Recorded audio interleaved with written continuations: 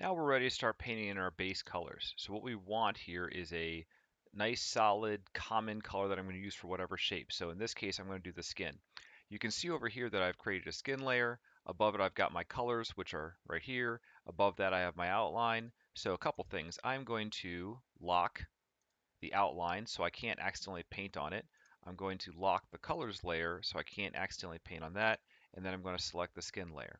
To set up my brush, there's a couple things I want. I want a hard round brush.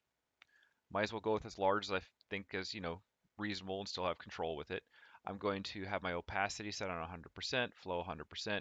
I'm going to turn off my pressure opacity because I want it to be solid. I'm going to turn off my size pressure because I just want to have some consistency. And I like having a little bit of smoothing. 20%, this will smooth my line out a little bit and sort of knock the edges off. Now to set up my color down here, all I do, since I have the paintbrush selected, is I hold my Alt button, and you can see that my cursor turns into a little eyedropper, which is my color sampler, and I click to select the most common color for her skin tone, and then I'm going to zoom in. You always want to work in close, okay? At least when you're trying to get details and stuff like that done. So I'm going to just paint this in. Now notice, I forgot to do one thing. Do you see how the edge of my brush is bumpy? I don't want this to happen. This is called spacing. So I come up here and I click on this little, looks like a brush with a folder, and I come down here to my brush tip shape should be my default. I change my spacing down to 1. That's fine. Notice that it smoothed that line out, collapse that, and I'm going to continue painting this. And now you can see my edge is smooth. Notice that I am painting behind the hair, okay? The reason that I do this is that I want to have skin showing through the hair where the hair has gaps.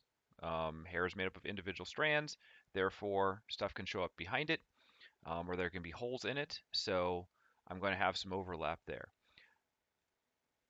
I need to be careful with this edge over here because I think what I'm going to do is there's some hair on the far side of her face. I will probably make a separate hair layer that is behind her skin layer. That way I don't have to worry about it, and that would also be behind the clothing layer. So I'm going to be careful with that edge, but all the other edges I don't need to worry about. Okay, her skin's going to be behind her scarf here, so I don't need to worry about that. Her skin is going to be behind her hair. I don't need to worry about that edge. And even this one, I'm going to have her clothing layer in front of her skin here, so I don't care about this edge at all. I can just done, call it a day, life is good. I'll be more careful when I do the clothing layer later on.